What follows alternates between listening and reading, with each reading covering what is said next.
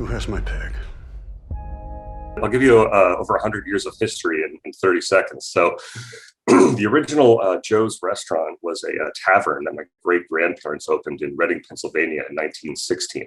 It was a Polish man's tavern in a Polish part of town, serving all the Polish immigrants, well, the food that they were used to, which is Polish food. And if you know anything about it, there's a huge emphasis on cooking with wild mushrooms. And my grandparents took over. My grandfather was also an amateur mycologist. He was the guy that the local hospitals would call when a toddler ate a mushroom off the front lawn and they needed it identified for the poison control. So when my parents took over in the 1970s, they maintained the Polish theme and the French fine dining theme that my grandparents had introduced. But then instead of being a Polish-French fusion restaurant, decided to be a mushroom restaurant. So it allowed them to branch out and use ingredients from all over the world. Well, after my dad wrote his third cookbook and after my grandfather passed away, they moved the whole operation to Oregon, which, as we were discussing a moment ago, is known not just for amazing wine, but also for the rain, which brings lots of mushrooms. So now we can go mushroom hunting, wine tasting, and truffle hunting all within a 10-15 minute drive from the restaurant. The writer and producers, they reached out to my dad first. And at that point, he was having some pretty significant health troubles. So he was eager to bring me and my brother in to help consult. So they came and they talked to us all about mushrooms and truffles for a couple hours around the dinner table with mom and my dad, my brother. And I don't know, we kind of forgot about it for a year. It's one of those things where we were Hollywood adjacent, kind of excited, but tried to temper our excitement just because I know these things take a long time and, we didn't want to have all of our hopes let down. Well, about a year later, they said, hey, we cast Nicolas Cage and we're moving forward. So he was in town for a few days, came to my kitchen to train and look like a chef for an afternoon. And then I got to spend the next day on set. It's a lot of fun. They cleverly renamed Heidi's Three Mushroom Tart, my mom's dish that we've been serving for about 40 years, into the Rusty Mushroom Tart, but that's all right. A little bit of Hollywood flair is okay.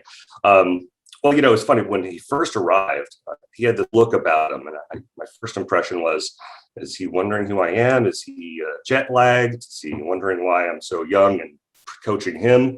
But then I realized after having watched the movie that, no, he was just in character. So the way you see him on screen, that's pretty much how he was all day in the kitchen. He does break out of it a little bit to engage, but I had tried to advise that he did a little bit of training ahead of time, practice some knife skills and whatnot, but he didn't get a chance to do any of that. So I started him from scratch, and literally it was, did you wash your hands yet? But we worked on the knife skills and, showed him how to stir and fold and got into the nitty gritty of making the dish, which is really two main parts. There's properly making a good pie crust, and then the filling itself, which is basically like a dark quiche without the cheese.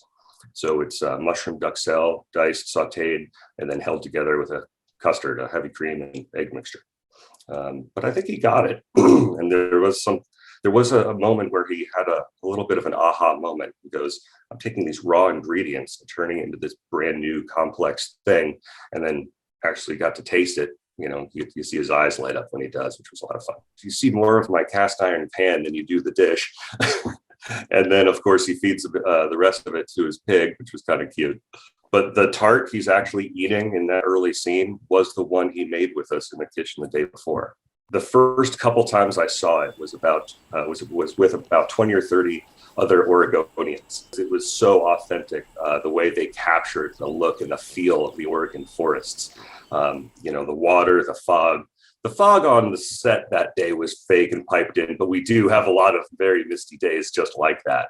So they really did capture the natural feel of Oregon really well, especially in those first outdoor scenes.